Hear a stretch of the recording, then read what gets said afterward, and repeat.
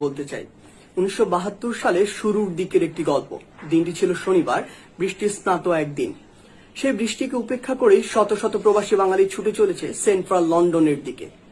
সবার উদ্দেশ্য হোটেল ক্ল্যারেজ, কারণ সেদিন রয়টার্সের শিরোনামে এসেছে শেখ মুজিব লন্ডনে। শুধু বাঙালিরাই নয়, শুধু লন্ডন থেকেই নয়, অসংখ্য প্রবাসী ছুটে আসছিলেন ম্যানচেস্টার থেকে, বার্মিংহাম থেকে। সেই সকালবেলা ছুটে এসেছিলেন তৎকালীন ব্রিটিশ প্রধান বিরোধী দলীয় নেতা হ্যারল্ড উইলসন। তিনি বঙ্গবন্ধুকে প্রথম মিস্টার প্রেসিডেন্ট বলে সম্বোধন করেছিলেন। শুধু তাই নয়, সেদিন রাষ্ট্রীয় সফর সংক্ষিপ্ত করে লন্ডনে ছুটে এসেছিলেন তৎকালীন ব্রিটিশ প্রধানমন্ত্রী এডওয়ার্ড হিথ। বিকেল 5টায় 10 নম্বর ডাউনিং স্ট্রিটে বঙ্গবন্ধুকে সম্মান জানাতে বঙ্গবন্ধুর সাথে বৈঠকে বসেছিলেন। বৈঠক শেষে যখন বঙ্গবন্ধু তার গাড়িতে উঠবেন, তখন ব্রিটিশ প্রধানমন্ত্রী নিজে সেই গাড়ির দরজা খুলে দাঁড়িয়েছিলেন।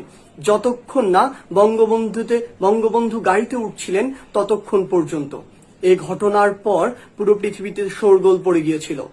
পুরো পৃথিবীর মিডিয়া এক হয়ে যখন এডওয়ার্ড হিথকে জিজ্ঞাসা করেছিলেন তিনি সকল প্রথা রীতিনীতি ভেঙে এ কাজ কেন করলেন, তিনি উত্তরে বলেছিলেন, আমি জানি আমি কাকে সম্মান জানিয়েছি, আমি জানি কাকে কতটুকু সম্মান জানাতে হয়।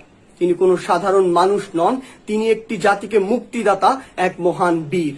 তাকে সম্মান জানাতে পেরে বরং আমরাই সম্মানিত। আজ সেই বঙ্গবন্ধুর জন্ম শতবার্ষিকী মার্চ মাস, যে মার্চ মাসের 7 তারিখে 1971 সালে তার একটি তর্জনীর হুঙ্কারে পুরো 7.5 কোটি বাঙালি ঝাঁপিয়ে পড়েছিল যুদ্ধে। যুদ্ধ শেষে ছিনিয়ে এনেছিল স্বাধীন দেশের স্বাধীন পতাকা। অনেকে বঙ্গবন্ধুর সেই ভাষণকে আব্রাহাম লিঙ্কনের গেটিসবার্গের ভাষণের সাথে তুলনা করে থাকেন, কিন্তু আমি কখনো সেই তুলনা করিনি।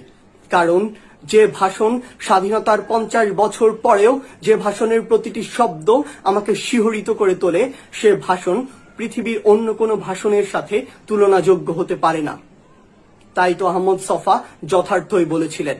তিনি বলেছিলেন, বাঙালি জাতির শ্রেষ্ঠ কাব্য বলাকা সোনার তরী কিংবা গীতাঞ্জলি নয়, বাঙালি জাতির শ্রেষ্ঠ কাব্য আর দাবায় রাখতে পারবা না। যে মানুষ